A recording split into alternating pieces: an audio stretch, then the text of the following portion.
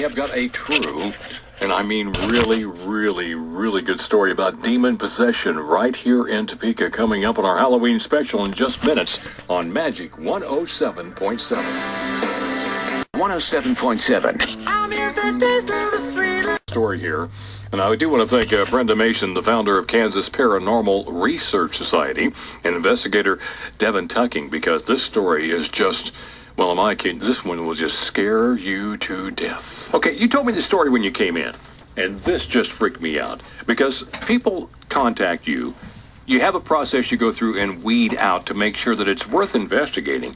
Tell me the story about the haunted house here in Topeka. Or, is house the right word? A haunting, maybe.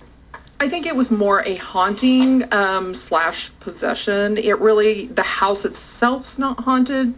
I think it's just kind of, it was just holding things there that shouldn't have been there. We had a couple contact us a couple of years ago and tell us, you know, of course, I get multiple calls every week. And every call I get, they say they have a demon. Right. I don't take it with too much of a grain of salt, you know, when they say that. This, of course, was another, I think we have a demon situation. But then as I talk to the person and she starts explaining things to me, my red flag goes up. There's definitely something going on here, and we probably need to get there right away.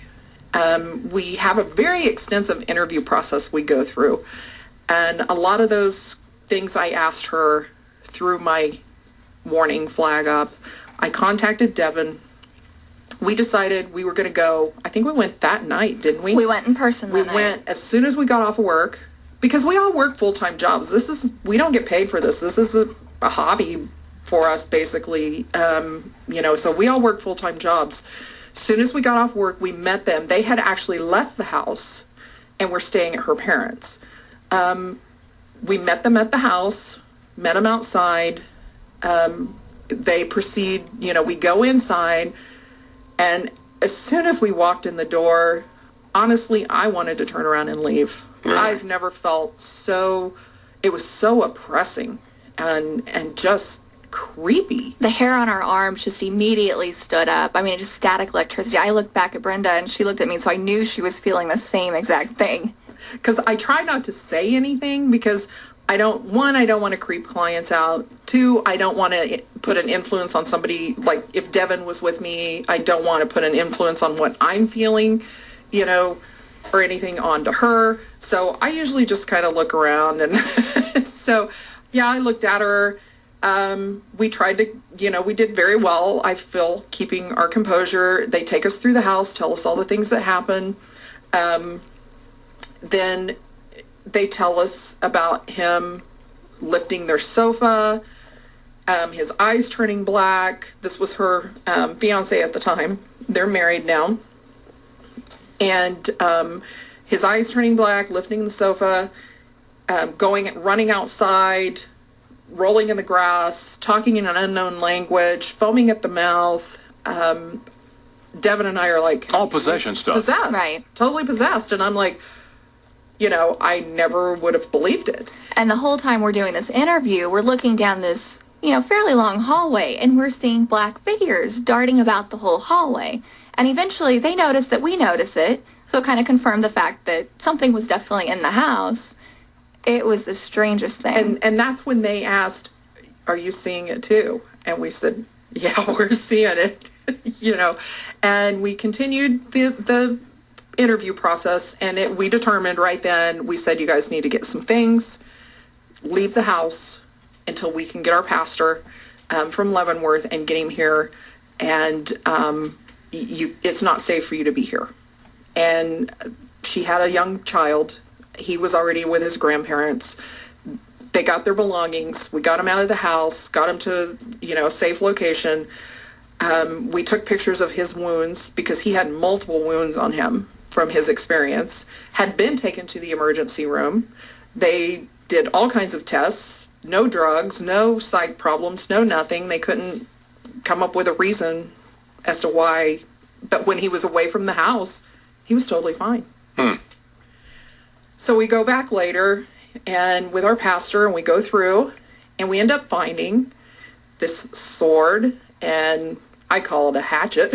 What was it? It was one of those big sabers that they. It was ceremonial occultist items. Occult items, and we said, "Where did these come from?" And they were from her former boyfriend, who had never picked his belongings up, and they were way back in the back of a closet, and she had forgot they were even there. We use K2 meters, EMF meters, to check EMF fields. We took a meter and put it on these items, and those physical items, and this never happens, those physical items were emitting a high EMF, which means they were charged with some kind of energy. And that's not good. No. I can see right now that this is not good. Our pastor blessed the house, anointed everything with oil, anointed them with oil, holy water, incense. We did the whole 9 yards.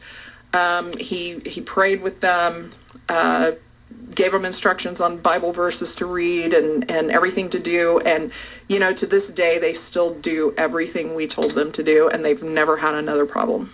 However, how'd the items get out of the house? Ah, that's a good one. The items were taken from the house because they said, get them out of our house. We don't want them here. Our pastor put them in his car to drive back to Leavenworth. He said he would dispose of them. And to this day, we don't know where they are or what happened to them.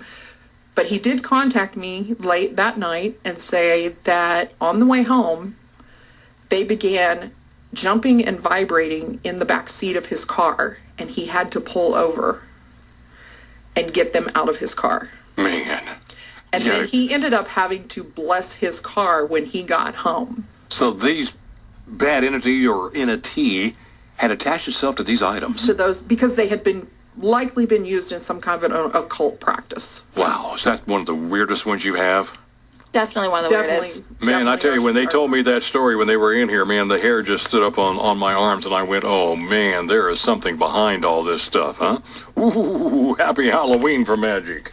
A Better Life with Dr. Sanjay Gupta.